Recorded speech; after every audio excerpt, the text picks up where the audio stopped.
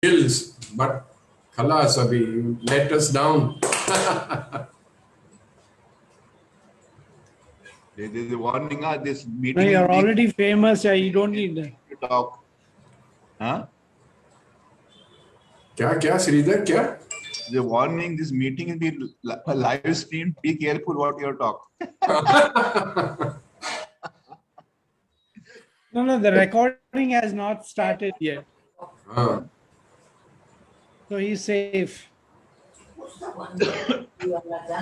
That is Ram Nori.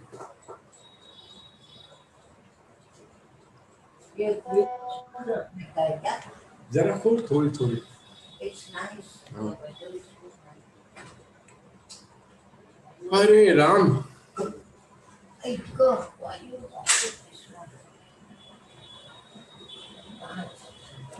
Jimmy Khan आया इसके Jimmy Khan.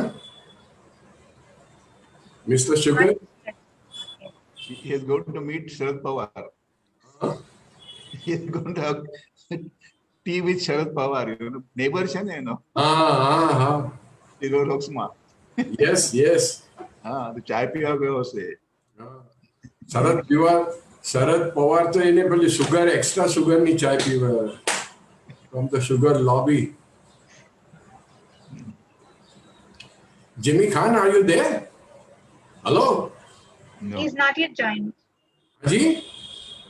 He's not joined yet. Not joined yet. He has not joined yet. Shame on him.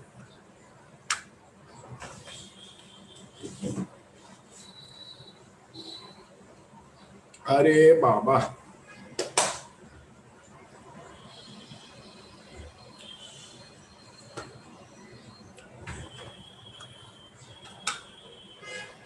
One more minute to go, sir. Should I phone him, Sam uncle? Ji? Should I phone him? नहीं, it's okay. नहीं, house. I think he's joined under Firuza. They correct. But why is he quiet? Why is he quiet? He's just joined. बुलाओ उसको बुलाओ. Mr. Maybe Khan. until- Mr. Khan. Mr. Khan. Chalo. It's time to start the meeting. Atar Meher Baba ki jai. Atar Meher Baba ki jai. Beloved Baba, we have organized this meeting to remember you from the bottom of our hearts. Please join us and take over the conducting of this meeting the way you would like it to.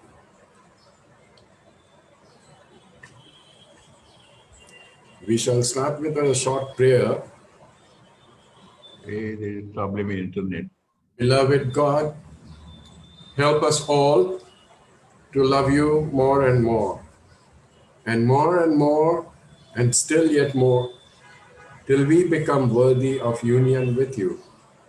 And help us all to hold fast to Baba's Daman till the very end. Avtar Meher Baba ki jai. Avtar Meher Baba ki jai. Avtar Meher Baba ki jai. Jai Baba, everybody.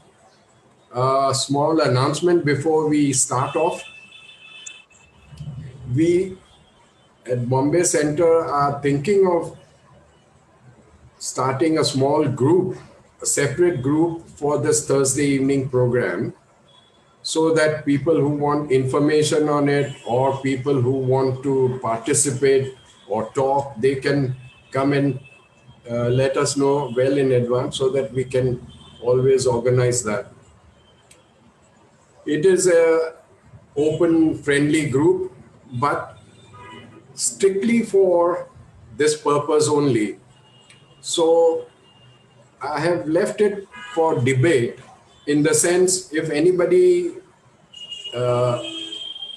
people who are in favor of it, in the chat box, please write yes if you are in the favor of forming a separate group, And if you think there are too many Meher Baba groups and now one more group is not going to help us, say no. And as per the majority count, we shall take it further on. Today, we have amongst us Mr. Sridhar Kelkar.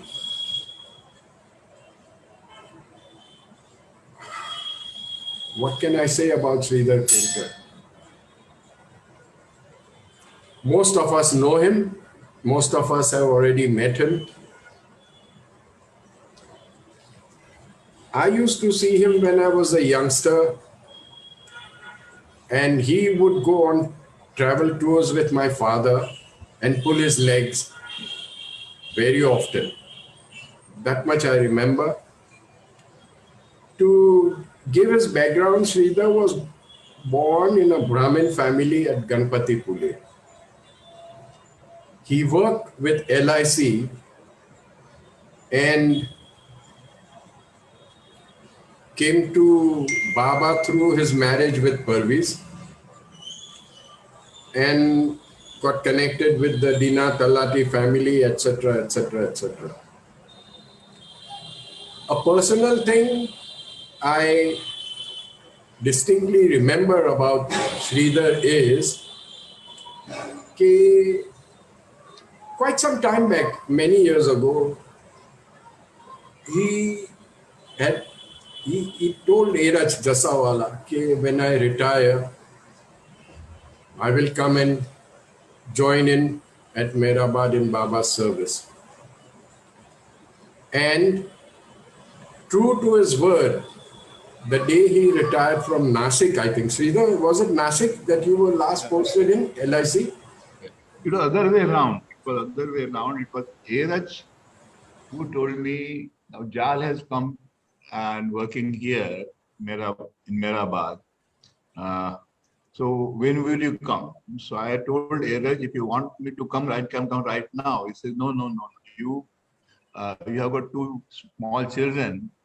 So you're to a normal retirement age. And the moment you retire, you come here. That was his advice to me. Yeah. Yeah. One great thing is that the day he retired, next day, he was there at Mehrabad with baggage and everything. The same evening. Same evening, rather. Sorry, I stand corrected. Yes. Same evening. Yeah. How many of us can do this? Tell me. This is all Baba's work, and he takes care of everything. And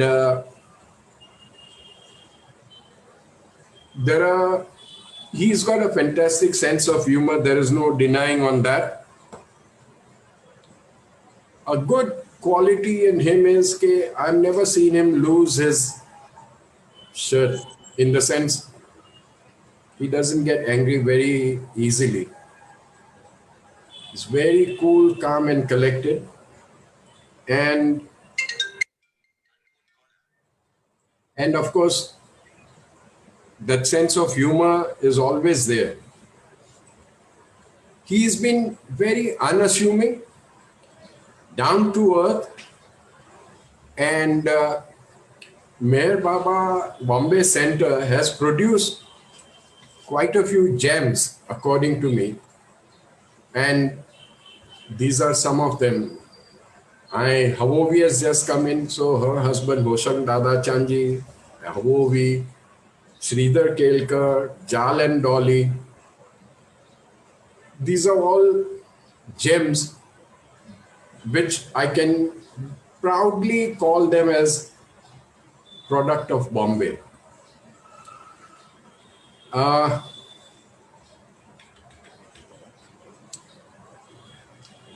Sridhar Kelkar and Jal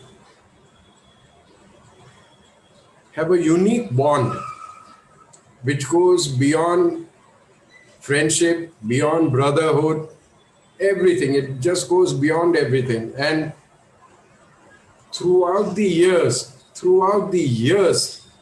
I've seen them together. If one is alone, the immediate question would be, where is Jal? How is he? This, that, and the other. And if Jal were alone, we'd ask him, how is Sridhar?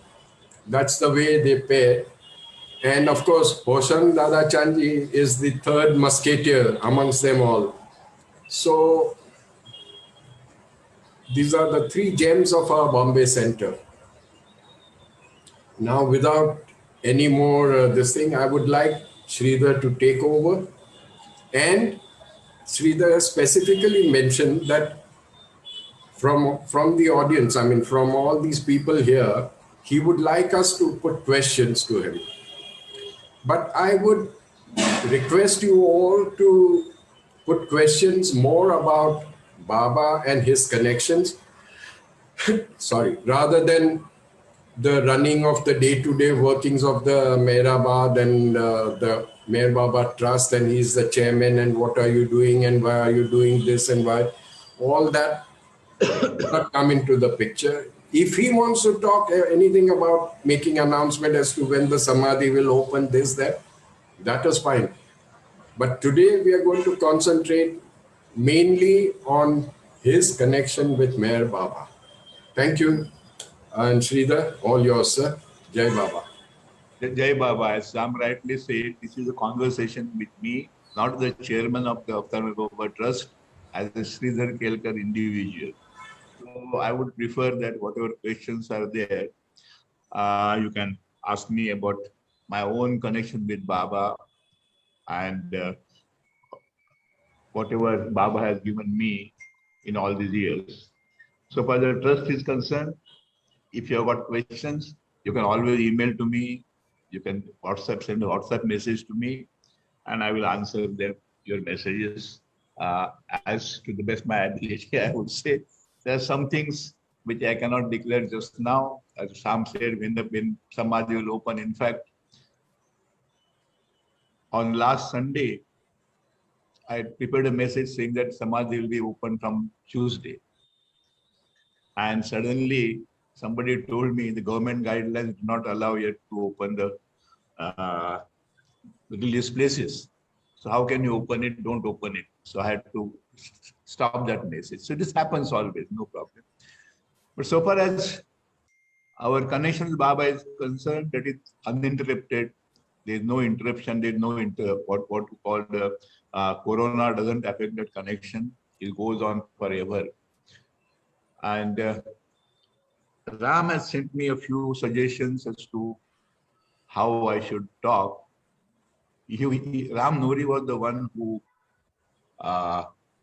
first told me that why don't you come on, join our meeting on Thursday and talk about yourself or your connection with Baba.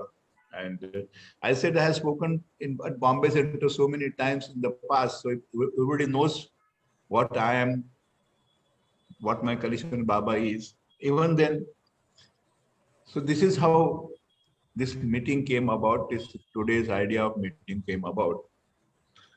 So I would ask, if there's some questions from you, I would like to get those questions. Otherwise, I can talk whatever I feel like that. So how should we go about? Okay. You start the way you want it, and then if there are any questions, we'll keep asking. First, something I will again repeat how I happen to know about beloved Baba. Baba has said, you do not come to me, I bring you to me. And that is very much true. I believe what he has said it.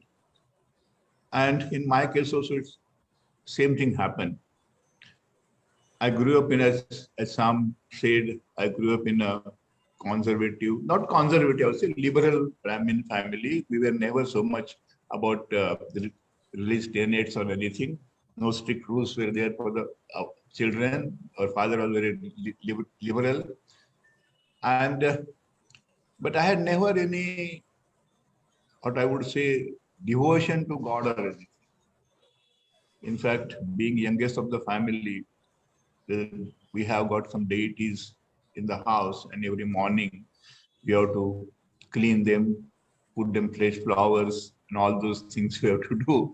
And as a youngest child, it used to be my duty to do it. But I never had any sort of a devotion to in doing which as a ritual as to do it, just as a duty as to do it. And even when I grew up also, my father, a small village, but he was a, I would say, for village standards, he was well to do. And anybody, any preacher or anybody coming that way to the village, my father will invariably invite them to our house, arrange some program, there either the discourse or some kirtan, something like that. And as children, we have to perforce go and bow down to whoever that holy person, so-called holy person was there. So all these things happen in a natural way. We have got as Ganpati, famous Ganpati temple near our village, Ganpati Pule. My father was the chairman of the board of trustees there. So often we used to go to the temple, bow down there. But I had never any sort of a, I would say, attachment to any of these things. So it's sort of a, not totally atheist, but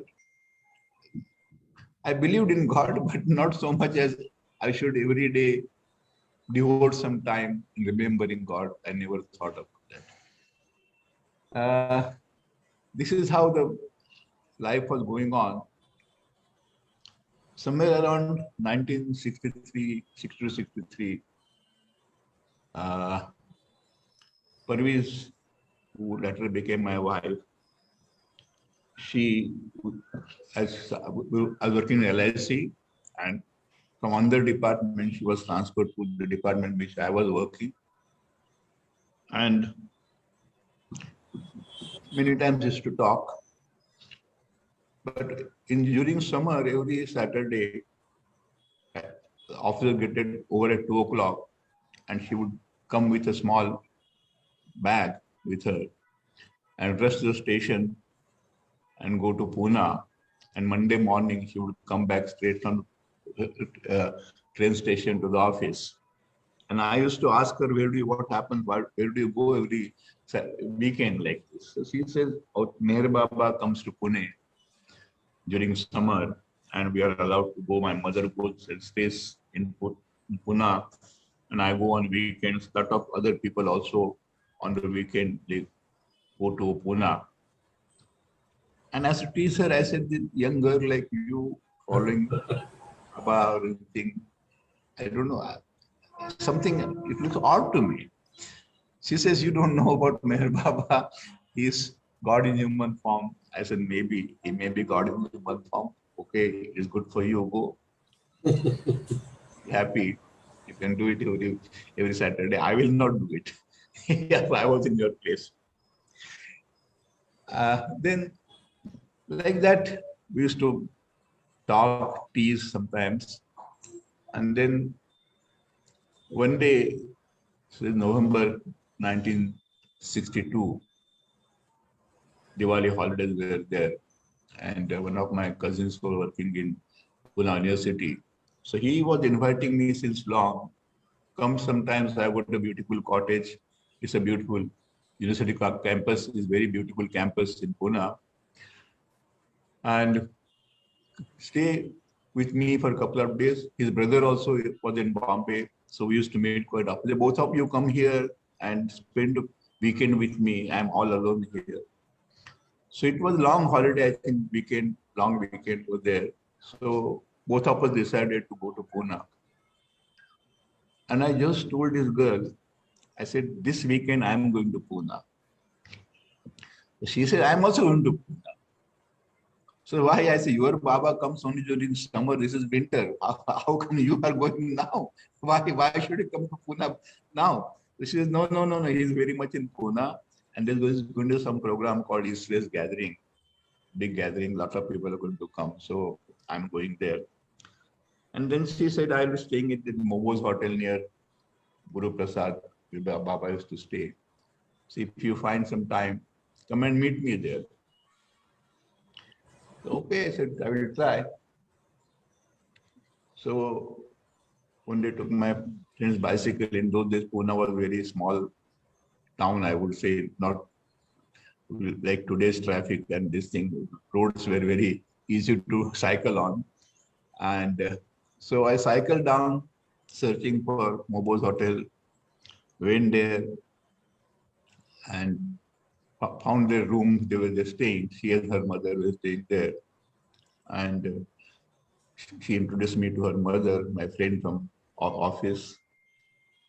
And while we were talking, Arnava Dadajanji, they also, all Dadajanji family also used to stay in the same hotel. So she came out there.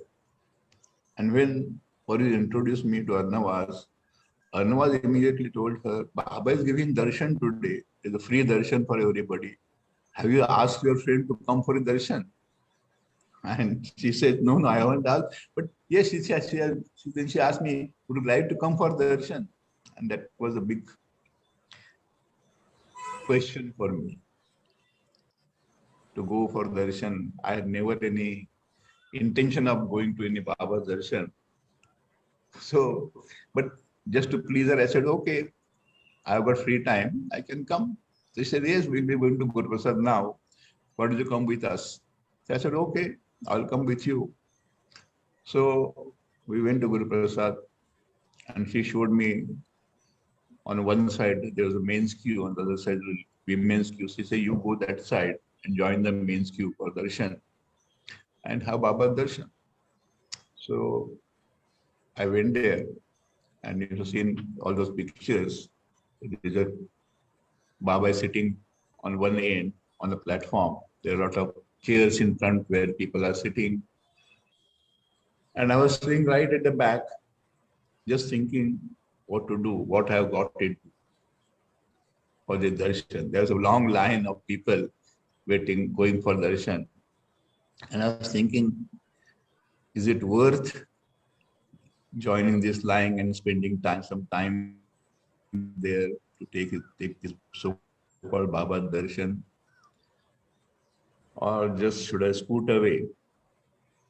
But then I thought, if this girl asked me, did you have Baba darshan?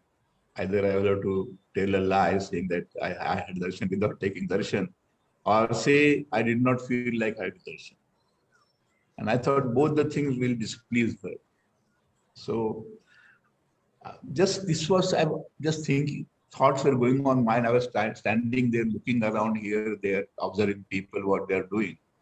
Suddenly, an elderly person in a white dress, he must have seen some hesitation on my face. So he said, you want us Baba darshan? No, join the line. He literally pushed me in the line. He said, join the line is moving fast, you can go in the line and have Baba darshan. So he made the decision for me, I would say rather. And then I joined that line.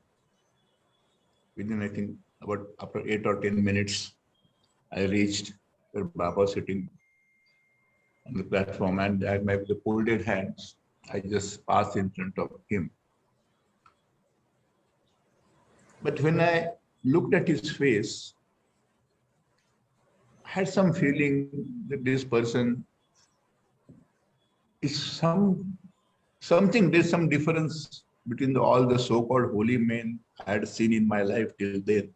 Because the children, so parents used to always take us to meet different holy men.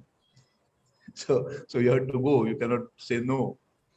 And but I felt there is some difference. I don't know what difference was. I really today, even today also, I cannot find out what the difference was. Many people say I saw Baba's lust in Baba's eyes. I saw this thing, that thing. I'll be honest with you. I did not have any sort of that feeling, but just felt something inside, and I went away. And as I went out of that enclosure pandal, sure enough, I meet this girl outside. And she asked me, did you have Baba darshan? And I didn't have to tell a lie. I said, yes, I had Baba darshan. That's all. And then I went away. So that was my first darshan with him. But as Baba has said, whomsoever I want to come to me, I bring them to me. Baba said, you do not come to me. Nobody can cross my threshold unless I will it. That I feel very much true. Probably he must cast his nazar on me during that brief encounter, I would say, up 1/2 a second, 2 seconds, what I do not know. But he must have cast his nazar on me. And somehow other. Then after that, we started to talk more about Baba many times. You tell stories, different stories, and one story about her brother's death, which I will tell you later, which touched my heart. And I felt, yeah, this is some compassion of Meher Baba, what you call. That happened. So I would say it was Baba's doing to what I am here today. On my own, I would not have come here. I do not think so. And I feel, I would say, grateful to him, not only grateful, but he has changed my life, I would say. The whole life has been changed. It's a change for the good, change for the better, I would say. And thereafter, my travel towards Baba started gradually. After that, we came close. In 1966, sometimes, I think April, May, we decided to get married. Now, I had to go and ask her mother's consent. So one day I went to see her mother, and I told her, listen, I have nothing. I don't have money. And my family is there in the village. Nobody is here. My mother is there. I lost my father long back. And I've got some brothers and sisters. The family is there. But I have come to Bombay. This job doesn't pay me well. So this is my condition. And if you like me to marry your daughter, so I would like to marry her. So she said, Meher Baba is what would say, head of our family. And without his consent, we do not do anything. So if at all you want to marry Parviz, you will have to ask his permission, not my permission. So I asked her, okay, where do I meet him? This is in seclusion. I said, but then what happens? How do I get his consent? She says, you can write to us. There is order that nobody should write to him, but still you can write to him. And if you are lucky, you will later write to him and you will get answer. So, okay, sir, I'll write to him. One problem Parviz had explained to me was her mother was alone. So she says, after marriage, I would not like to leave my mother alone. And they had a big house. So she said, in fact, when we decided to marry, I started searching for some place. I was staying with some of my relatives, searching for a place, even a small place, maybe 1 room, 2 rooms, kitchen, something like that, where we could stay. And the search was going on. But then she suggested, why not you stay here also? Because my mother and myself were only 2 occupants of this house. And they had one more problem, was this whole surrounding area was taken over by a particular community. And they wanted to demolish the building in which the people were staying. And they used to harass this family somewhere or other. And so that they thought, we'll force them to leave this place. That was going on. So she says, better we can stay together. So I wrote all these things to later to Baba. Explained about my own background and this problem about staying and all these things. And I think within a week, the letter came back with a remark by Arach in the margin saying that your letter was read to Baba. See, you're lucky. No correspondence. My letter somehow was read to him. I don't know how that happened. Anyhow, you letter read to Baba, and Baba is very happy. And you're getting married, and you have to stay together, and you have to take care of Dina. That is what Baba has written there. It was written by Arach. Well, it was written by Arach, not by Baba. But that Baba's dictation that you have to take care of Dina. So that was it. And after this consent was given, we had a small, at home only, registered wedding. In the evening, we had a small reception for few close friends. Not like Parsi wedding, we didn't have a dinner or anything. There were just few snacks and ice cream. That's just the only thing we could afford. And in those days, I think I spent some 4 rupees per head in the reception. So that was it, got married. Now what will happen is, Dina would every Sunday go to Bombay Center. And she used to travel by bus. So and she was very frail. And we thought someday somebody will knock her out of the bus, while getting to the bus, something will happen to her, she will get hurt. So we used to tell her, why don't you take a taxi and go? But she would not like to spend money because she had a hard life after her husband's death. And money was very important to her. So she would not want anything spent on herself, her own comfort. So after some time, I said, okay, if you are not going to do that, then I will come with you to the center. I asked Parvez, why don't you both of us go to the center with her on Sunday? Parvez said, no, Sunday is the only day which I have free. So I'd like to do my own things. So if you want, you go with her. That is how I started coming to Bombay Center. The first reason for coming to Bombay Center to accompany Dina. But then I found the atmosphere very happy atmosphere in Bombay Center. All the senior people were there, like Sam Patel's father. Sam told you, his father was there.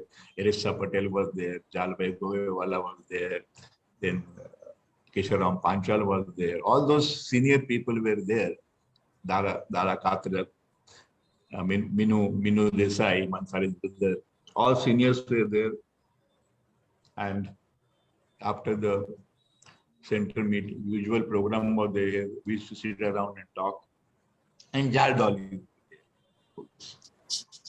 And we got very friendly. I don't know how we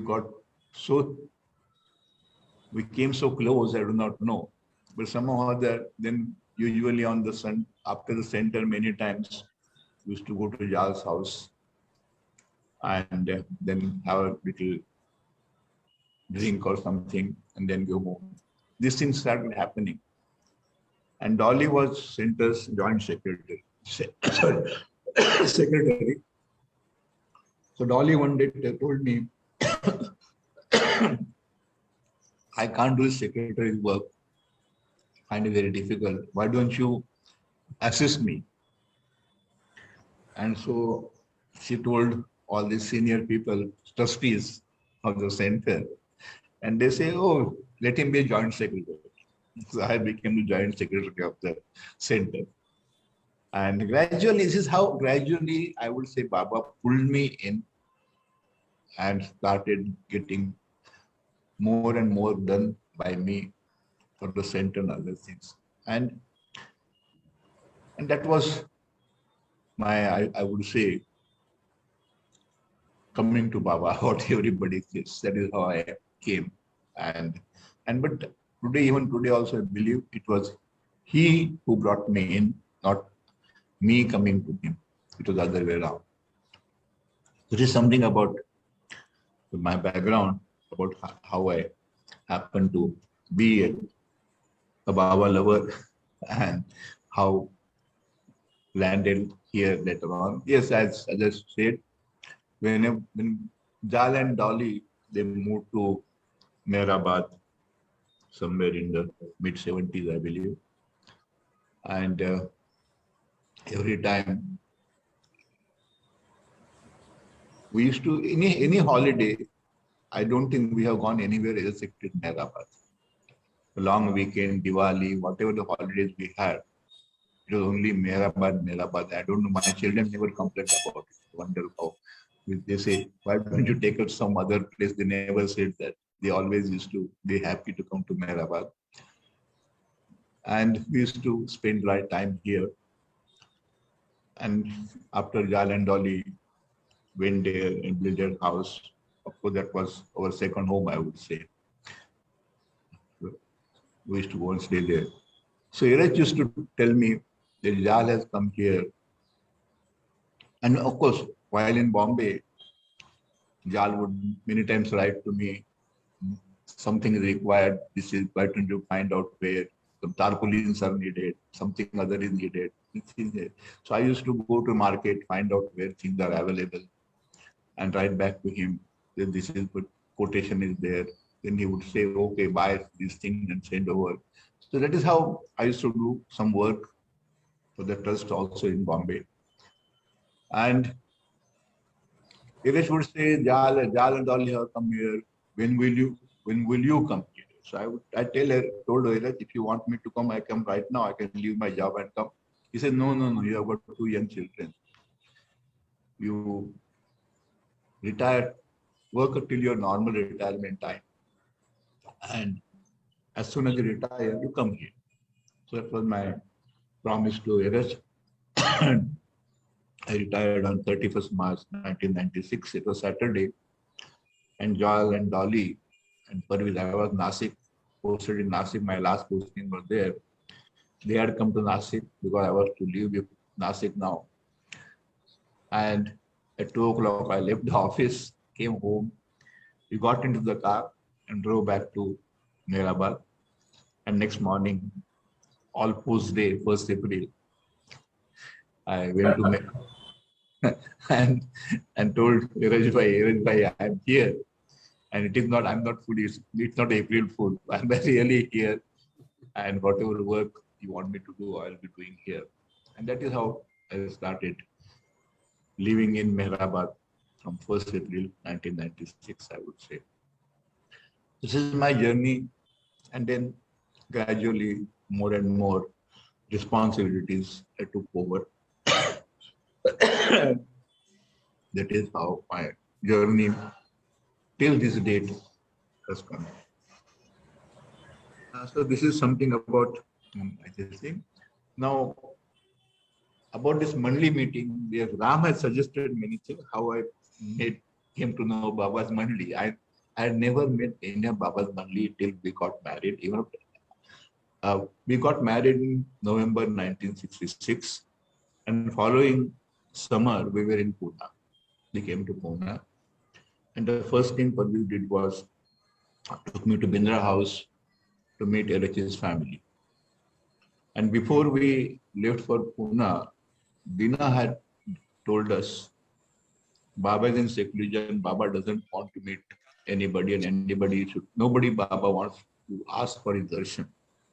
So be very careful when you are going there and you meet any of Baba's Mandli or Iraj or anybody, they would immediately ask you are recently married, would like to have Baba's darshan, and tell them that no, we don't want to break Baba's orders, we don't want to have his darshan. And she told me, if Baba says, let them come for my darshan, then you can. So when we went to Bindra House, of course, and Bindra House, with Kai Mai and Iraj's family, they're so down to earth people, so loving people. When I stepped into that house, I felt I have come to my own family. That was my feeling was there. And Kai Mai welcomed us. And she told us, Iraj comes here in the evening. Whether Baba was used to be Guru Prasad, Iraj used to come to Bindra House in the evening. So if you want to meet Iraj, come here in the evening, have dinner with us. So we said, okay, we'll come in the evening. So in the evening, again, we went to Bindra House, met Iraj. And Iraj was very good friend with my late father-in-law, Naval Talati. So Iraj had that affinity, my friend's son-in-law, something like that. And so we sat outside on Guru Prasad steps, and we were talking for a long time. Iraj asked me about my life, my background, everything. And then Iraj popped up the question, do you want to have Baba Darshan? So I told Iraj, Dina's strict instructions are not to ask for Baba Darshan. But since Baba in seclusion, she said, tell whoever asks you, we don't want to take Baba's order and come for darshan. So he said, oh good, tomorrow when I go back to Guru Prasad, I will have to tell Baba whatever happened at Bindra House the previous evening here. And of course, I will have to tell him that I met you, both of you. And naturally, the question will be asked about his darshan. So it's good you have told me, and I will convey your message to Baba. What you feel about this and what you say about this. But so long as they're in Bombay, I'm in Pune, come here every evening. I would like to meet. So every evening we used to go to Bindra House. 3 or 4 days we stayed in Pune. But Purisa told me one thing, do not reveal to Iraj where we are staying. When Iraj asks you where you are staying, just say we are staying with some of my relatives are there. So one day we stay with somebody, next day we go to somebody else's. We keep on moving to person, family to family. Never reveal where we are staying. I don't know why she told that, but I came to know later on. So the next day when we went to Bindra House again, Iraj told us that yes, he told Baba for meeting with him. And also he said, they don't want to Baba, break your orders and take your ask for darshan. So Baba gave the message. Baba said, tell them, no idea how fortunate they are for not asking for my darshan now. But assure them that I will give them darshan sometime. So that was the message I got from Iraj. And sure enough, Iraj said, the ladies said, Baba, even if you don't want to give them darshan, we'd like to meet them. So why not we call them to Guru Prasad here? So they told Iraj, you know where they are staying? So Iraj said, I don't know where they are staying, but tomorrow evening I will meet them. So I asked them if they'd like to come to Guru Prasad and meet us, not Baba. But then we said, going to Guru Prasad, when Baba is there, it doesn't look good. So I said, tell the Mandli that sorry, we don't want to step into Guru Prasad against Baba's orders. But then Iraj told us, yes, you don't go to Guru Prasad, but you can meet some of the main Mandli. He said, tomorrow we are going for a movie to a certain theater in the afternoon. So you can manage to be at the theater in the evening when the movie is about to get over. And when we come out, you can meet us. So that was a good idea. So next day we went to the theater, we told by Iraj and stood outside. And when the show got over, of course, the men came out and Iraj introduced. I think there was Aloba was there, Balnaku was there, Pindu Kaka was there, all these people were there. And when I saw Pindu Kaka, I told Parvez, this is the gentleman who that day made decision for me for Baba Darshan by pushing me into the queue. He was the one who told me what to go join the queue, and he literally. So I said, this was the gentleman who made me have Baba Darshan on that day. So in 1962, Israel gathering. That is how I met the Mandli. Of course, in 1968, December, when Lala Amrit's wedding was celebrated at Merazad and Mera's birthday was celebrated, just before, a year before, Baba had brought out Mehra.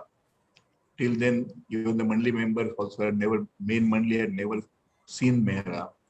But in January 1968, Baba told all the men to go inside and say Jai Baba to Mehra. The first time they saw Mehra, and see how the master works.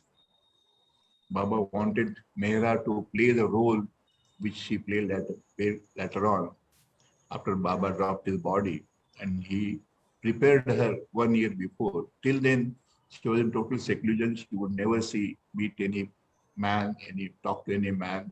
She was forbidden to do all those things. But just 1 year before Baba dropped his body, Baba brought her out. That was a divine plan, I would say.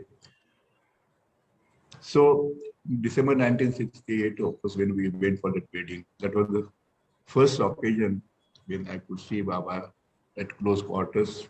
He was sitting on the veranda. There was a veranda, and we were sitting on the chairs in front. And Baba looked very frail, because we had heard Baba's health is not good, he's got a lot of problems. And when suddenly the announcement, Airaj announced for me and Parviz to go on the stage and meet Baba, we were thrilled. So we went on the stage, and Airaj told me, embrace Baba and kiss him. And also reluctant, because Baba looked so frail. I thought even touching him would cause a lot of pain to him. So I was wondering how could I embrace him. And Airaj had to again push me. He said, go put your arms around him and embrace him. So gingerly I put my arms around Baba and kissed him on the cheek. And I think that was the destiny, I would say, coming close to Baba. That happened at that moment, in that one embrace which I gave to Baba, I would say. And then we again came out and sat there. And of course, then I met Mani and all the other ladies also. Howie was there, Howie, Ocean, they were all there. Airaj Patel also was there. Sam father was also there. A lot of Bombay, about 60, 70 Bombay people were there. We went by a special train coach was booked for us, and we travel started from the passenger train at 10 o'clock in the morning, reached Ahmednagar about 7:30 in the evening. So whole day we were having a lot of fun in the train. So this is my first, I would say, one-to-one meeting with Baba in 1968 December. And that was immediately after, on 31st January, he dropped his body, and for 7 days we had his darshan in the tombs. When he had said, he said, arranging for darshan, Baba said, if they cannot give darshan sitting, I'll give darshan lying down. And according to his words, he gave darshan lying down for 7 days, till 7th of February to everybody. So this has happened, I would say, something about my coming to Baba. I think I've taken a lot of time on this introduction. So now if you have got some questions, you can answer questions. If you want something to know about Talati family, something like that, whatever I know, I have little knowledge I have got, I can answer. Come on, folks. Anybody wants to ask anything? Feel free. Yeah, Sridhar, Jimmy here. Yeah. Jimmy here. Tell us about Rupamai's story. Okay. All right. Rupama was Parviz's grandmother, Rupamai Harani. And you see all these people, they came to Baba through Upasani Maharaj. The whole family used to go to Upasani Maharaj. This was, I think, immediately after Maharaj started staying at Sapori. Before that, Upadhyay Maharaj was in Shirdi. He moved to lot of places. His spiritual journey, I would say, so Sai Baba and everybody.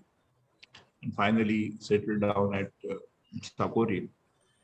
So just after he settled down there, lot of Zoroastrian families from Bombay used to go to Sapori. And Rupamai's brother Nariman first started going to Sapori following Maharaj. And Maharaj gradually asked him to bring his whole family. That is how Rupamai first went there. Rupamai's husband was little strict, I would say, and he would not have liked her to go to Sapori. But one day he was away somewhere gone, and she made bold to go with her brother to Sapori. And Maharaj welcomed them all. And Maharaj said, why don't you bring your other family members? And gradually the whole family started to Sapori. And then Maharaj asked Rupamai about her children. So gradually she took children also. And Dina's first impression of going to Sapori was, see, they had heard from their mother, Maharaj is, seen the Maharaj picture also, is very dark, tall, and does not wear any clothes. He has just a gunny sack across his lap. That's the only garment he wears. So they were little apprehensive of going to Sapori and having darshan of this naked man. For the young, they were in their teens. I was in the teens. Her sister also, everybody. They were young girls, sophisticated Bombay girls. Somehow other, due to the mother's pressure, they went. But Dina used to always say that when they reached Sapori, but in those days, going to Sapori was not very easy journey. By train, you have to go to Chitli or Kopargaon somewhere, and from there travel by bullock car to Sapori. It was a hard journey. So by the time they reached in the evening, the dust and everything, they were fed up. But moment they landed in Sapori, the first thing Rupamai did was took them to Maharaj. And Dina used to say that I was wondering how I'm going to see this man, naked man. But she says, when we went, Maharaj was sitting where Maharaj was sitting. Says we saw his face, and the compassion and love and lust in his eyes was so beautiful that we did not see anything else. They're the only things, he said, I saw, and they never felt Maharaj was naked or just wearing a gunny sack across his lap. And Maharaj was so kind. Maharaj made them sit around him, told them, you must be tired after a long day journey. So there's hot water ready, have a bath, have food, and go to sleep. And from tomorrow, you are under my charge. Don't worry what your mother thinks about it. You do whatever you like, whatever you want to ask me about that. So they were very comfortable. They say, why such a freedom we are getting at the home? The strict parental control was there, which is not here in Sapori. Maharaj tells us you are free to do anything you like. So they are very happy. This is the Dina said, this was my first impression about Maharaj. And of course, they thereafter, as often as possible, Rupamai would take them to Sapori in their school holidays whenever they were there. And this is how they started going to Sapori. And there, Dina says, at that time, everyone, after that divine kiss from Baba Jan, started lost consciousness of the world, started wandering here, there for 6, 7 years. And finally, as per Sai Baba's instructions, she started going to Maharaj, being with the Maharaj. And when Maharaj settled in Sakori, he used to go and sit Sakori. And in fact, they used to call him Merwan Gando in Sakori in those days, because Merwan was unkempt. He would not have a bath, long hair, dirty clothes, torn clothes, and like a dazed madman he used to sit around. And so, but then he had a beautiful voice. So Dina's first recollection was Sakori. One day early in the morning, about 4:30, 5 o'clock, she woke up. It was dark. Everyone was sleeping. But she heard a melodious singing from a distance. And Dina was herself fond of music. She was learning in the classical music. She had a good voice also. So she got attracted to this divine voice, divine music which she was hearing. So she got up, went out, searching from where this music is coming. At a long distance, she saw a young man with long hair sitting on the ground with a drum under his knees and a few children around him. And he was teaching the children a bhajan, to sing a bhajan. And so Dina went, sat there, started listening. And she says, the divine music which I heard even today, it is ringing in my ears. Thereafter, of course, many times Dina heard Baba singing till 25, till Baba started observing silence.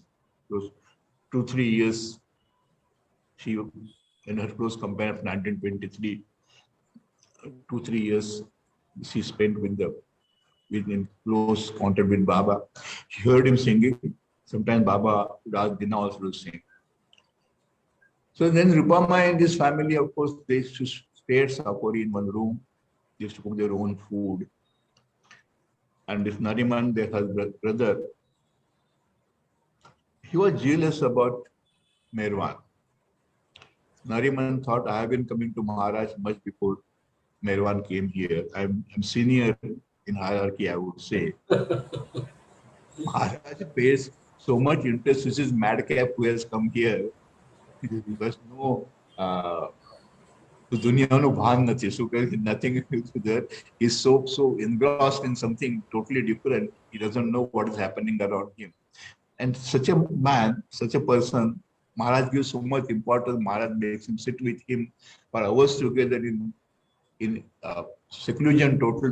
When Merwan and Maharaj are together, nobody is allowed to go there, also enter that room. So why Maharaj gives him so much importance? So he was a little jealous about Merwan. Anyhow, he started, maybe talk to Merwan like that. So one day Rupamai asked Nariman, this poor Merwan is alone staying there. Why don't you invite him for lunch in our room one day?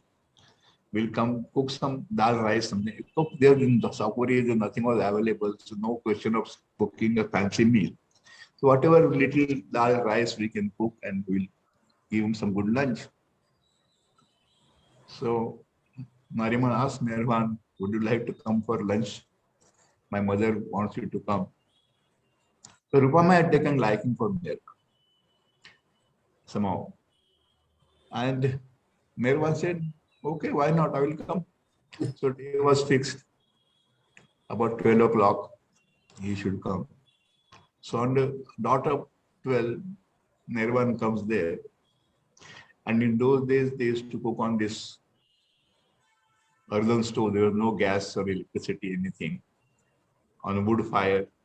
So they thought when the Merwan comes, they had kept the food ready, but we'll warm it up and serve hot food to him. So Merwan came, sat, and then they started warming up the food in the kitchen. Mirwan was impatient. He asked Nariman, where's the food? You asked me for lunch, no?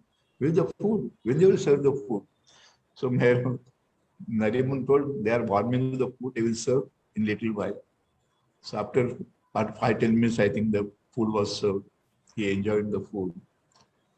And then while talking to him, Rupama asked him, Dikra, તમને કઈ ખાસ ગમે છે કે ખાવા? Do you like anything special? So Mirwan said, I like patrel.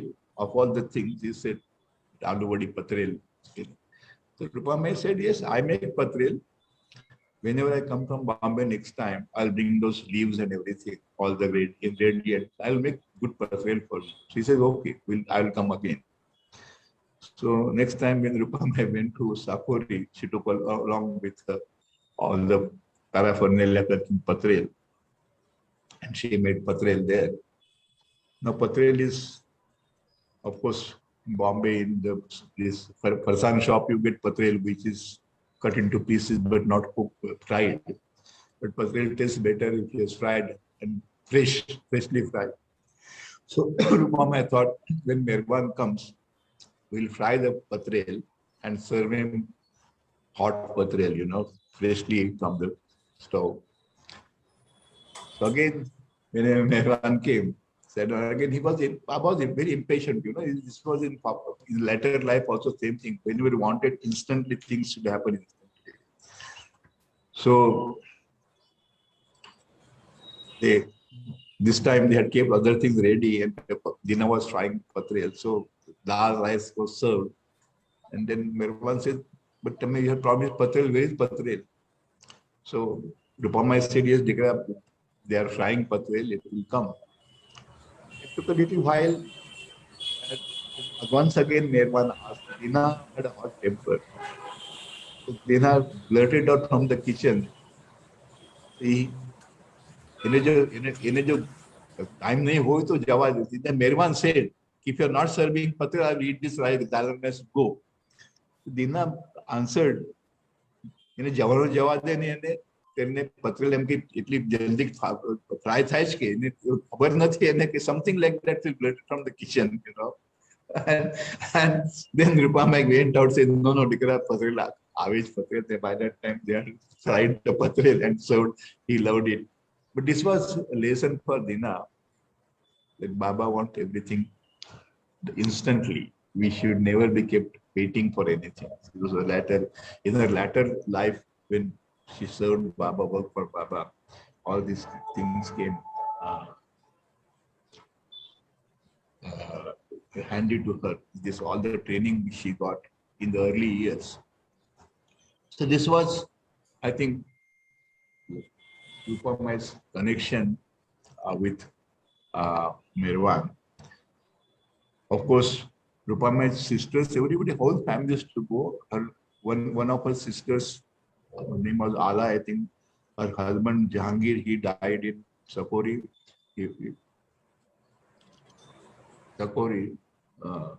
So he is also buried at Sakori. His body is buried at Sakori. So this family had a close connection. And of course, in those days, even Gulmai also used to come. A lot of other Parsi families to come to Sakori, to Maharaj, and this is how they came to know Gulmai also at Sakori. And this is how the connection came. And then one interesting story about Maharaj also, how Baba used to say, hold fast onto my daman. That was Baba said, Maro daman pakti rakho, don't allow it to slip from your hand. So this is Dina's recollection. One more recollection of Sakori was when Mirwan decided to leave Sakori for good. When Maharaj said, whatever I have given to Mirwan, I'll give him the key. Now he will start the work for which he has taken birth on this earth. And Mirwan was to leave Sakori. So Mirwan, I think Mirwan, Ustaji or somebody along with him, they left Sakori early in the morning. the other people, Maharaj gave free, I think, told others, whoever wants to go to follow Meherwan, they are free to go to Meherwan. And they can leave me and go and start staying with Meherwan. And those people who were to go, among them, Naval, Dina's future husband also there. They were engaged a day before in Sapori by Maharaj. Maharaj acting as Dina's father, Baba acting as Naval's father. And the story is there, how the engagement took place. And the next day, Dina wanted to say goodbye to Naval. He was to leave along with other men who were going to be with Meherwan Dera. So she started searching where these people are. She could not find anybody. So at a distance, she saw Gulmai standing. There's a small Khandova temple in Sapori. It's still there today also. Now there's another temple has come in front of it. So she saw Gulmai standing near one of the doors of the temple. And when Gulmai saw Dina, she beckoned her, come close to, come here. So Dina also went there. And when she went there, she saw Maharaja sitting inside. And those men who were to go with him, with Meherwan, they would also sitting about 8 or 10 people surrounding him. And Maharaj was giving a parting message. And Maharaj told them that I'm handing you over to Meherwan. Now you stick to Meherwan forever. Whatever you want, Meherwan will do. And Maharaj gave them the simile of postage stamp, how a postage stamp is stuck on a letter. And the letter is mailed from one mailbox and reaches his destiny far away somewhere. On the way, it went through so many various sorting offices, gets stamped, but that stamp never comes off the letter. It always remains stuck to the letter. And that like that, you stick to Meherwan till the end. And Maharaj also told them, a day will come when I will speak bad about Meherwan. Meherwan will speak bad about me. But that will be our divine game. You don't pay any attention to it. Stick to Meherwan forever. Whatever happens, never leave Meherwan. And this was, I think, the first message Maharaj gave them of holding fast on to Meherwan's Daman. And that is how all those people who followed Meherwan from there, stuck to him till the end. And till, I think, they never left his Daman, I would say. So this was the message given by Baba. And Dina heard this Maharaj giving this message to these people who were to go with Meherwan. Of course, then Dina also left next day. And thereafter, this Baba came to Manzil. About, I think, 13, 14 months he stayed in Manzil in Bombay. At that time also, because Naval used to go to, Naval was not an inmate of Manzil, but he used to go to Manzil every day and be with Baba.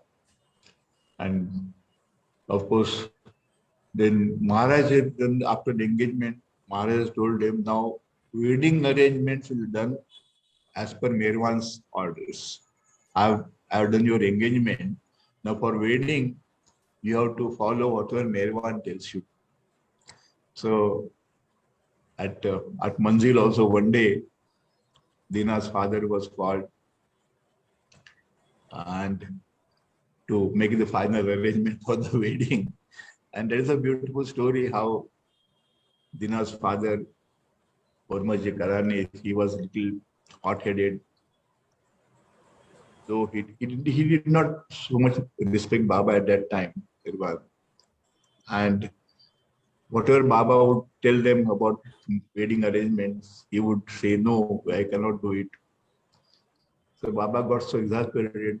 At one point of time, he told Naval, pick up this man's hat and shoes and throw them on the railway track. And Nawal literally follows Baba's orders. It is the feta, what Parsi feta, and the shoes of his future father-in-law, and went out. So, but then Baba sent somebody, call Nawal back. When Nawal comes back, he says, "What is nonsense? He's your father-in-law, and you throw his shoes and cap on the railway track." So he says, "Baba, you told me to do it, so I am doing it." So Baba said, "What of that? You should use your head, some common sense." Anyhow, again, the talks went further, and finally, Hormuzji agreed to whatever Meherwan suggested, and the wedding took place after a few months in Bombay. But this is how this family came to Baba and stuck to him till the very end. Whole family, Kalani family, I would say. Especially Dina and her two brothers, Dinsha and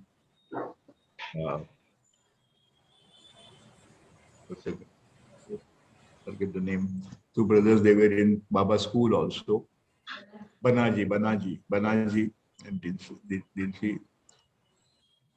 They were in Baba's school also. Yeah. This family started calling Baba. This is how the connection grew. Now Rupamai, of course, when Baba gave orders to these people not to go to Sapori, those people who had come from Sapori with Baba, Baba told them, never go to Sapori unless I tell you to go. I order you to go. But Rupamai would continue to go to Sapori. From Sapori, she would go to Mehrabad. She would go to from Mehrabad, she would go to Sapori. One day, somebody asked her, Rupamai, Baba has said you should not go to Sapori. She said, Baba has told all you people. Baba has not told me. Baba has never told me not to go. And in fact, Rupamai used to bring message from Maharashtra to Baba, and Baba's message would convey to. So Baba also never stopped Rupamai from going to Sapori. So Rupamai is the only one of the family member who continued to visit Sapori even after Meherwan left Sapori and other people started following Baba. So this was their connection. I said must be some divine old connection, and fortunate souls, I would say, came in contact. This is anything else? Jai Baba Sridharji. Yeah. Thomas Suresh from Hyderabad. Do we have Baba's audio recordings with us in the trust office or anywhere? No, in those days, no recording. Till Baba started observing in 1925, there was no recording devices. You see, there is no, you know how Baba started observing silence. Much before that also is to on and off observe silence. And on 9th July evening, he told everybody from tomorrow is going to observe silence. From 10 July and 25, he observed silence, never spoke a word thereafter. So no question of, you see, in those days, I think in US, America, that phonograph had started with that, what to call it, the cylinder was there on which they used to record. But that technology had not come here. So and nobody, in those days, in Baba's Mandi, nobody thought of recording his voice at all. If somebody today, it could have been possible, but in those days, I don't think happened. And nobody thought Baba was going to observe silence forever.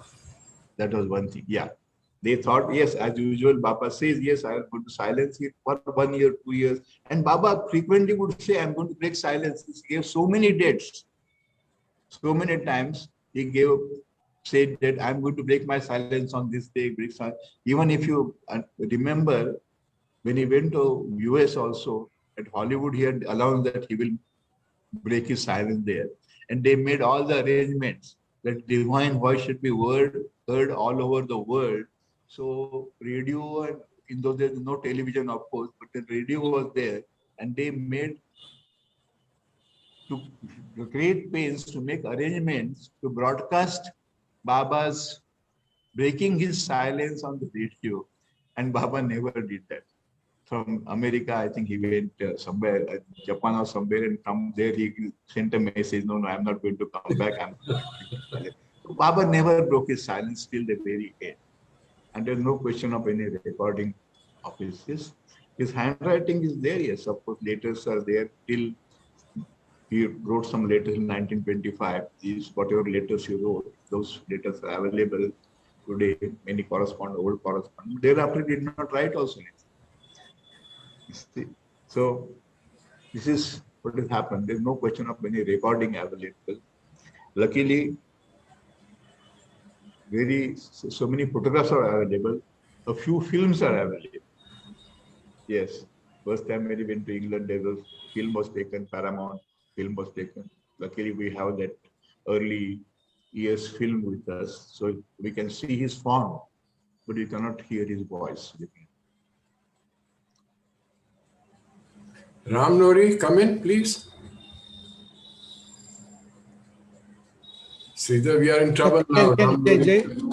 Jai Baba Sridhar uncle. And can you throw some light on the lost book?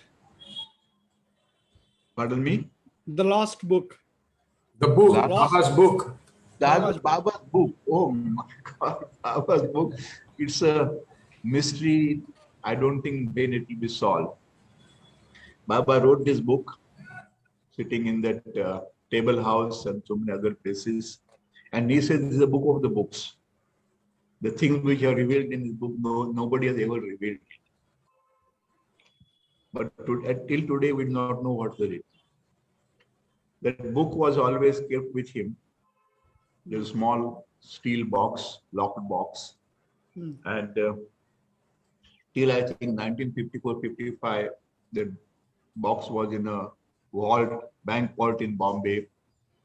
Somewhere around 1956-57, I think that box was taken out. Ramji Abdullah took out that box from the bank. And of course, Ramju and Talati family were very close. Nasik, they stay very close to each other. And in fact, after Nawal Talati died, Ramju Abdullah was appointed their guardian by Baba. He used to visit them frequently. So Ramju used to come to their house. So Ramju, Dina would say, one day Ramju brought something wrapped in newspaper, some box-like thing. And when Dina asked him, what is this? He said, this is Baba's book. And Baba has asked me to take it back to him. So I'm taking it back to Nerazad to give it to Baba. So that was the last, Dina said, I saw that package only, nothing else. And thereafter, nobody knows to whom Baba gave that book. One day somebody asked, Baba indicated it with some west, somewhere in the west. That was the Baba's indication for a westerner, the hat was the Baba's indication. But till today, we do not know. Some of the pages are written pages. Some are written by Baba's handwriting, some are in Chandi's handwriting. So all this discourse and other things are coming up. That is how Trust has published some of the books in his hand. If your other book is shortly going to come out on this. But that writing is available there. And Bhauji would say this is a part of Baba's book. In fact, once he announced in US also somewhere, Baba's book is found and it is some parts. But that's only the few pages are written by Baba. But the whole book, nobody knows where it is. Only Baba knows in his time, when he wants it, it will come out, it will be published. I don't know whether we'll see it in our lifetime. I do not know when it will come. But that book, as Baba has said, nothing Baba has said has ever gone, I would say, untruth. Baba has always said, whatever Baba has said has come in his own time. So the book also one day will come out and people will be able to read that book, see what Baba has written in that. The truth, divine truth which Baba has revealed in that book, people will see, but I can't say when it will come. Anything else, sir? See, we have got a few more minutes because 7 o'clock is my time. I have to leave at 7 o'clock. Yeah, Sridhar, Jimmy, Yeah. Jimmy, Yeah. About Dina, when Baba got impatient about food, what Dina told Baba? that funny thing. No, Dina, you see, the thing is, at that Patrel incident, you know, so Dina shouted, "Ki amme kem chula par besi hai ke?" Something like that. In the Gujarati, this thing, I cannot sit on the stove to just make the frying faster, something like that. And Dina, this thing was there. Tell him if he wants to go, let him go. That is what, in fact, Dina said that. And Dina said, that my first lesson of obedience to Baba. When Baba wanted, and thereafter in her life, so many times, you know, when she was staying in Nasik, Baba used to come to her house, would come to her house early in the morning. The first time he came, he says, "I'm hungry. Can you give me something to eat?" So Dina said, "Nothing is there. Baba, I will prepare something." So he said, No, I don't want to wait. Something ready, give me. So she said, "No, sorry." So from that day onwards, and Baba loved dal and rice, his favorite dish. He did not want fancy dishes or anything. So from that day on, Dina said she would early morning, she would cook dal and rice, keep it ready. And if the Baba did not come, the family would eat it. But the dal and rice will always be there. Now one day, Baba told her, "Tomorrow I am going to pick up Baba's ashram here in Mehrabad also, Rahuri." And Baba used to, from Nasik, he would go to all these places. Early in the morning, he would leave and come back in the evening and come back next day. So one day, Baba told Dina, "Tomorrow I am going to Rahuri and Mehrabad and this thing." So Dina thought Baba will not come. So that day she did not cook. And Baba cancelled his program and came to Dina's house again. And Dina was taken aback how Baba has come. So the Baba said, "Give me something to eat." She says, "Baba, you have said you are not going, you are going to the Rahuri and Mehrabad, so I did not cook anything." He said, "You did not cook anything for me? What is this? I must have told you, but what about, I can change my plans. You must keep the food ready." So Dina said from that day again, she started keeping the food ready. So long as she was in Nasik, every day she would keep the food ready. Only when Baba went abroad, she is, "No, today Baba will not come. Baba will not come." She would not cook. But otherwise, whenever Baba was in Nasik, she would inevitably cook the food, whether Baba came or not. Now, and Baba used to eat at dinners and then go back, and the ladies, Baba would tell them, "No, today I'm not feeling hungry," so he would not. As is, Baba is so often observe fast so many times, eat a very little food. So the ladies would immediately say, "Baba, you must have gone to Dina's house." Baba said, "No, I haven't." Baba's instructions to Dina were, "Never tell ladies that I have come to your house and eat here." So they would ask Dina, "Does Baba come to your house?" Because in Nasik, Dina used to do all this marketing and everything for all the ladies. The ladies are not allowed to go out for anything.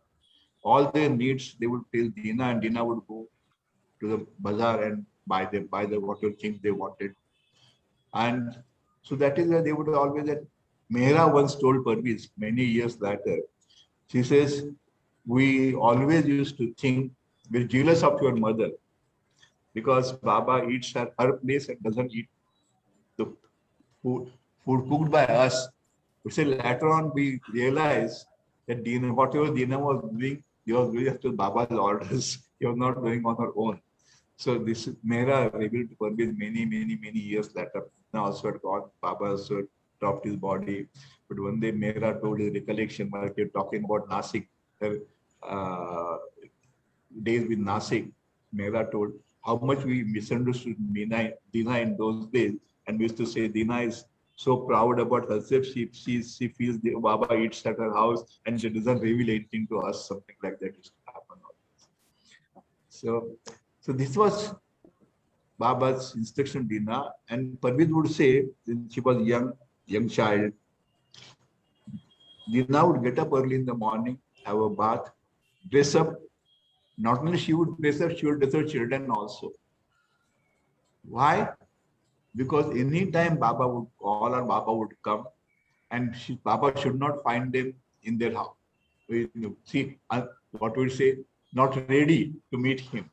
So from early morning, she will always be ready for meeting Baba. And she would keep the children ready and keep extra clothes also in a bag, because if Baba called, immediately she would rest there. If the children had dirtied their clothes, she can change them on the way, something like that. So Dina was so prompt in carrying out Baba's orders. So this is how Parvez said that Dina will always be ready for Baba's call. The moment Baba called, she would immediately go without a moment's delay. That was. Sridhar, Yeah. somewhere in your talk you mentioned about during the Guru Prasad days, when Parvez told you not to tell Eraj where you all were staying. What was the reason for it? If it is okay and not too personal. Pardon me? You were not to tell Eraj where you all were staying in Pune at that Because time. you see, because Parvez knew that the moment ladies come to know, they will pester Eraj to find out where we are and ask them to come. Oh, Yeah. So that is what. And next day again, when Eraj told us this thing, Parvez told Eraj, please tell the ladies that yes, we would like to very much meet them, but we don't want to come to Guru Prasad, because coming to Guru Prasad just to meet will tantamount to breaking Baba's orders not to come there. yeah. So that is why we don't want to step into Guru Prasad, even to meet you people also. And that's how they contrived to meet the main Mandali, because they came for the movie. Ladies never came anywhere, so there's no question of meeting ladies. This is so strictly obedience on their part. Strict obedience, yeah. Anybody else wants to ask any questions? Sorry, Sridhar, say something. No. As Dina was still in, she always used to tell us, never break Baba's orders. She would say, come what may, whatever orders Baba gives you, always follow them. That is what she used to say. Never question them. Why Baba says this thing? Why Baba said this thing? No. Do not try to interpret what Baba says. Follow them strictly by later. That was her instructions. Do not interpret Baba's orders. Yeah. Follow them later. Ade, Sridhar, sorry, one more thing that comes to my mind. In your earlier talks, you used to say that prompting from the heart, after Baba dropped his body, your family people had asked, how will we know the answer? And Baba told... You see, what happened is after Nawal died, Baba asked Dina where she like to stay. Baba gave us options. She can stay in the ashram, or she can stay with her parents. But Dina did not want to stay in the ashram, because she thought, if I stay in the ashram, my children will send to boarding school. Because, Naju Kotwal's family was there, and Naju and Hilla and her brother, they were all in the boarding school. So Dina thought, if I stay in the ashram, Baba will put my children in the boarding school. So she said, I want my children with me. And she did not want to stay with her parents also. So she told Baba, I would like to stay on my own. So Baba said, okay. She said, I would like to go up to Bombay and stay there. And Baba used to help them financially. You see, in 1938, Baba used to give them 225 rupees per month. That's the princely sum, I would say.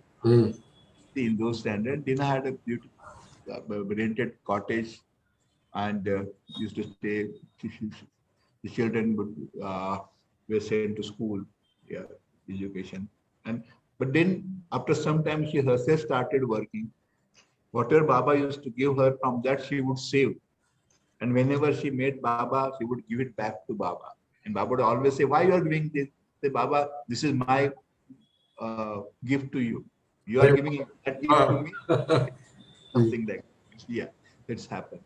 So, of course, gradually Baba started reducing this amount, and finally, I think in the end, used to give 40 rupees a month, because Parvez started earning. Parvez told Baba, I am also earning now. I can support my family. But I will tell you a beautiful story. in January 1968, Adhika Khan came to Bombay and gave Dina envelope and told Dina, this contains your monthly payment of this 40 till January 1969. And thereafter, thereafter you will not, Baba will not give you any money thereafter. Baba said, this is the last payment. So see how the master works, you know. One year before, Baba had given her the 1 full year's money, and Dina had kept that cover in the house. Yeah. So, okay, sir, I think the time is up now. Sorry, that one thing very briefly about when you ask question to Baba and Okay. from within. You see, of course, when Dina came to Bombay, stay Bombay, Baba's instruction to Dina were every 15 days she should write him a letter telling him all the whatever happened, what problems she is facing, whatever it is. But Dina was a very private person. So Dina told Baba, I will write you on one condition, that whatever I write will be between you and me. Nobody else will come to know about it. Baba said, yes, nobody else will come to know. So Dina used to write to Baba regularly. And Baba's replies would come. One day, Dr. Alok Hambatai, you have heard about her. She came to Dina and told Dina, Dina, you are facing this problem. We are all here. Why don't you tell us? We will help you. So Dina says, how did you come to know about my problem? She says, I was at Mirazar and your letter was read to Baba and I heard it later. Oh. You see, so Dina immediately stopped writing to Baba from that day onward. And when next time Dina met Baba said, what is happening? Why don't you write to me? So Dina said, Baba, you have broken your promise. Baba said, I have broken your promise. What promise? He said, you have told me that whatever I write will be between you and me. Nobody else will know it. How somebody else knows it? So Baba said, nobody knows it. Nobody, except Eraj who reads the letter, nobody else knows it about it. So she said, no. Alok Hambat was here and she came to know about what I have written and she came back to Bombay and asked me about it. So Baba said, oh, inadvertently it must have happened. I didn't do it intentionally. I'm sorry about it. He said, Baba, I don't want you to apologize, but henceforth I will not write. But then Dina said, but Baba, there is a problem. If sometimes I want your advice, what should I do? Baba said, okay, you don't write to me. You're so stickler to the rules, as I said, but you put your hand on your heart and ask me. And the first response that comes to your mind will be my answer. The first response. Do not try thereafter to interpret or debate. Did Baba mean this thing? Did Baba mean that thing? No. The first thing, if you see no, it is no. If it is yes, yes, that's all. No further argument. So that was Dina said that thereafter she would always do that. She would ask Baba, what should I do? And Baba, whatever answer came to her mind, would Baba answer. So that was how. So beautiful. So beautiful. Thank you very much for your patience in listening to me. And Baba willing, maybe we meet some other time. Sure. We would like to. We would very much want to. Thank you very much for taking time out for us, Sridhar. I'm free. I'm nothing in the afternoon, so I enjoyed talking to you. Okay, and perhaps next Thursday. Can we repeat it next Thursday? Continue. Not next Thursday, yeah. Let some time. Okay. Okay. Thank you so much. Thank you very much. Jai Baba, Sridhar ji. Jai Baba. Really, thank you. God bless. Hey, Meher Baba. Thank you. My patient was waiting for me. Jai Baba. Already. Thank you, Sam. Folks, the meeting hasn't ended yet. So please don't go away. There are a few things I would like to talk about Sridhar, not in his presence, because he might feel I'm trying to flatter him or something. He's a man who has led his life the way Baba would like us to lead. That much I can say. There are a couple of instances which come to my mind where Sridhar, you know, that favorite word of Baba's is equipoise.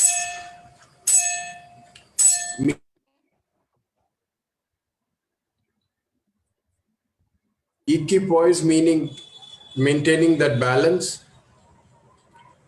Sridhar, the one incident that has really stuck in my mind is Sridhar had lost his son, a grown-up son, in a car accident.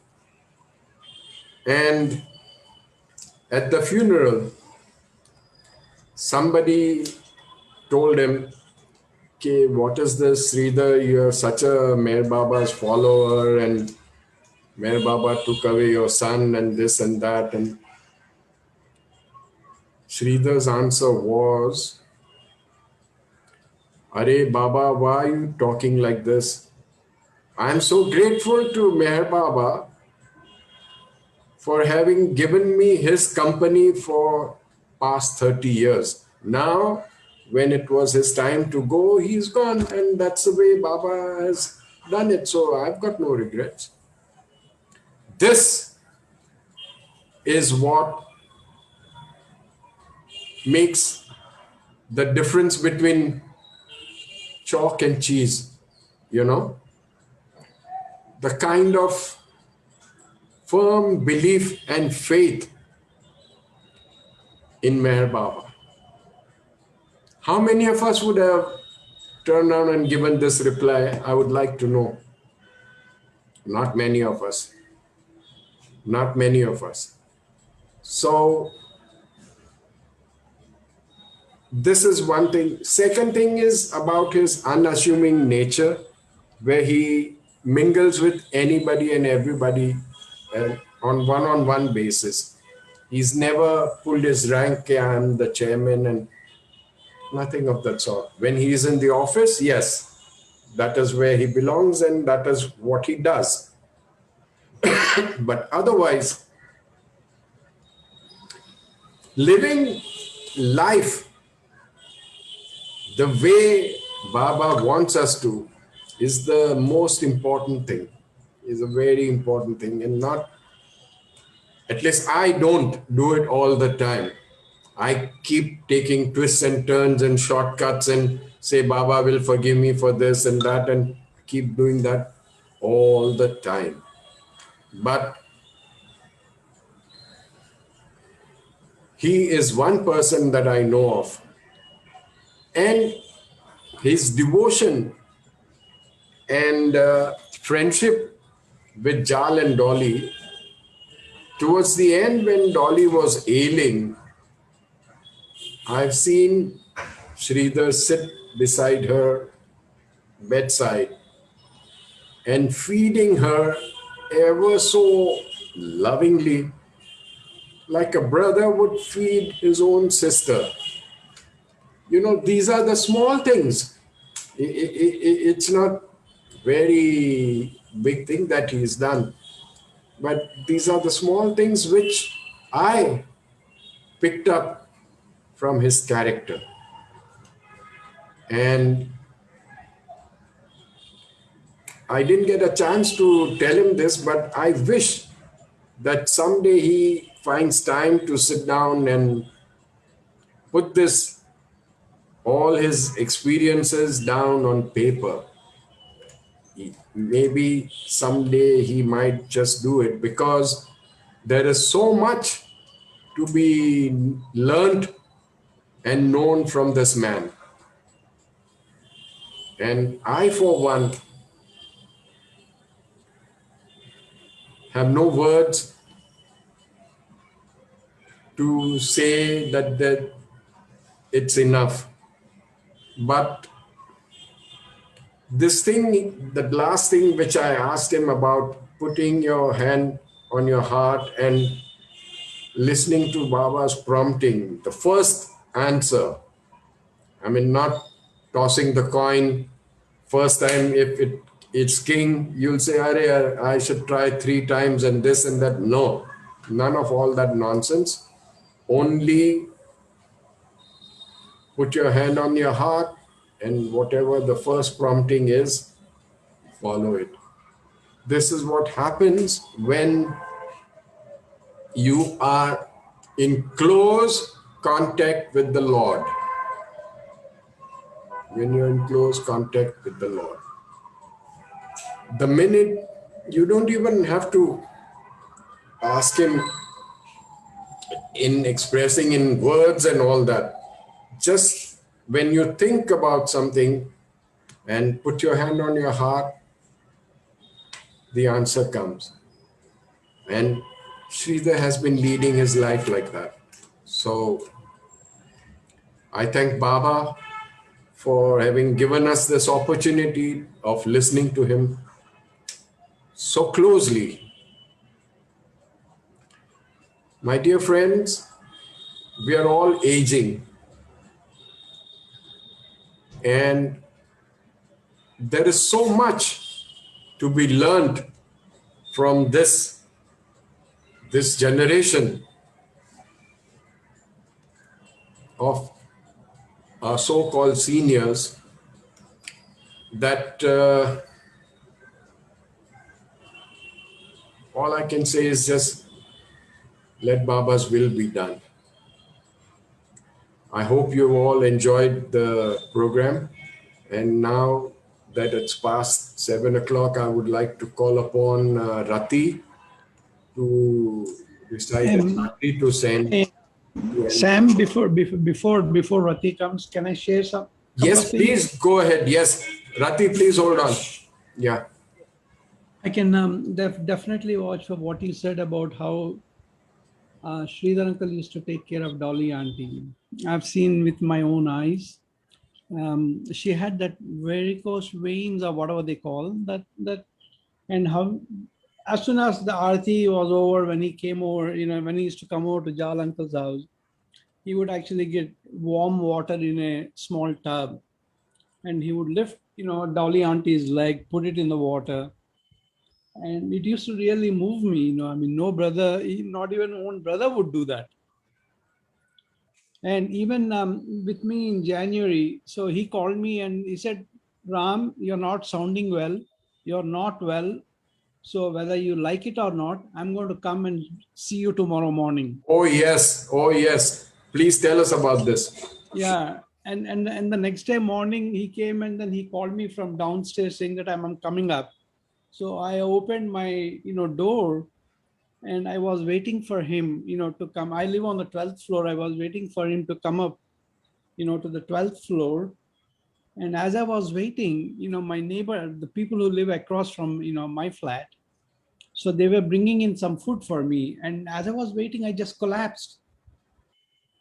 So and when Sridhar uncle walked in, these people were lifting me and taking me into the house. And then Sridhar uncle said, enough is enough. Now I'm taking you to the hospital and joining in the hospital. And that's what he did. I'm very grateful, he was Baba sent, at that point. Absolutely, absolutely, absolutely.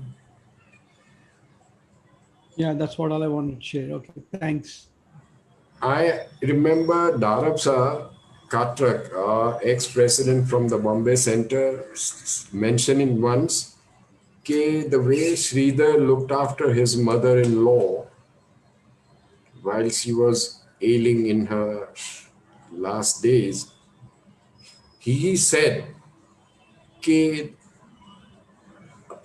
if she had her own son around, he would not have done anything better than what Sridhar has done. He's served her with such dedication. That man has sincerity in him all the way through, all the way through. And that is what I think Baba picked him up to be the chairman of the trust because of his sincerity, is what I personally feel. I don't know if you all agree with me or not, but that's the way it is. Anybody wants to say anything, I'll keep it open for a few minutes before we do the Aarti. Yeah, he's also very capable administrator. Yes, undoubtedly, yes. Jimmy, you want to share any incidents or anecdotes or anything? Jimmy Khan? No. Anybody else? Anybody else? Okay, please don't forget to write your yes or no's on the chat column. So finally, when we do the total, we take the decision of to have a group, separate group or not. And now, Rati, may you please do the Baba's prayer. I mean, the Aarti. Rati? Can you hear me? Haji, Haji.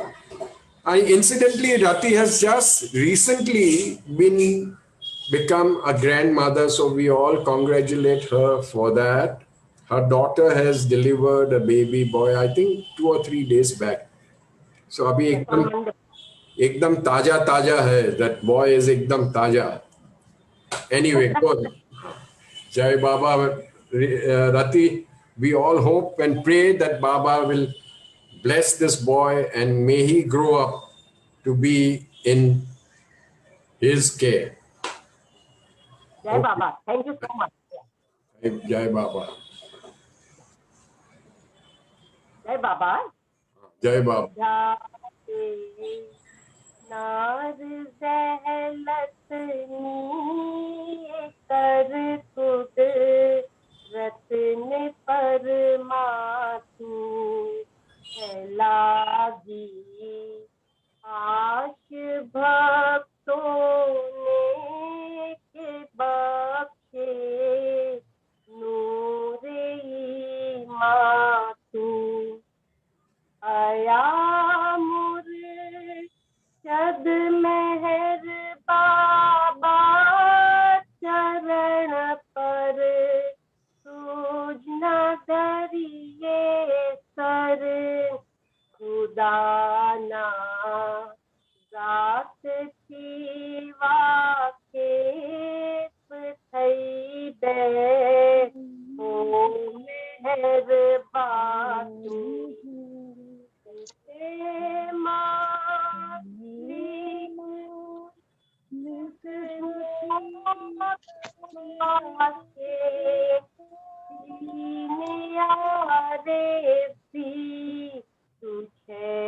दरी याए वहदत मारिफत no कोई तूफान तू Hamor है रब ने ऐसा लेख बख्शे ज्ञान इज़्ज़त नो के तू पर महात्मा ज्ञानी है नेमो सारे रफ़ातू खुदाना प्रेम नो प्यालो पिलावी मस्त हमने कर है तुझ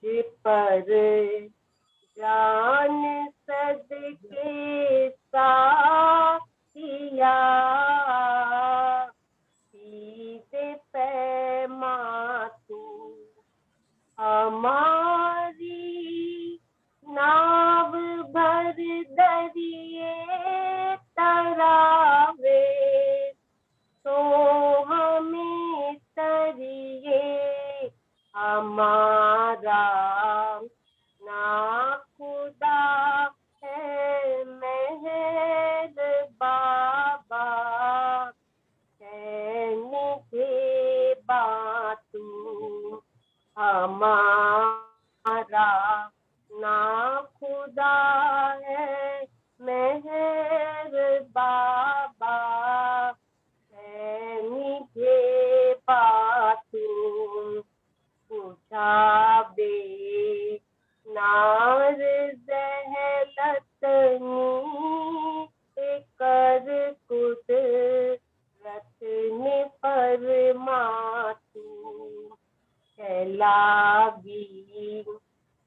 खास भक्तों ने के बख्शे नूरे मासूम। अवतार मेहर बाबा की जय। अवतार मेहर बाबा की जय। अवतार मेहर बाबा की जय। Thank you, everybody. The meeting has ended officially, but if you want to hang around and chit chat, it is between you and Janet. I will not interfere. Jai Baba. जय बाबा। I hope everybody enjoyed this session. Yeah, it was a good session. It was an excellent session, Ex- Sam. Who's Thank you this? so much. Avi, Hi, Avi. Yes, yes. thank you really very much. You wanted feedback whether we should have these Thursday meetings? Definitely. You've arranged lovely speakers. Thank you so much. It's all Baba's doing. He's the one. I know. And Apri Janet, she takes a lot of trouble. I just take the credit for it unnecessarily. No, Uncle, no trouble at all. I just come and sit down and do iya, kiki, kaka, and that's it. Jai Baba, Archana. जय बाबा। Jai Baba sir, it's so awesome. So the session is, please continue on Thursday also with very good speakers about the Baba family. Yes, Yes, sir. really. And you must get Sridhar ji again. Yes. Yes. That, of course, goes without saying. We'll definitely try to rope him in again. Yeah. He Yes, spoke from the heart, you know. absolutely. He just transported you into his story. Yes. And it was so spontaneous and so Natural. flowing, like natural flow. There was nothing put on, no airs, no nothing. No, wonderful. Thank you so much for sharing him with us. Hare, thank you, Baba. Thank you, Baba. Yes.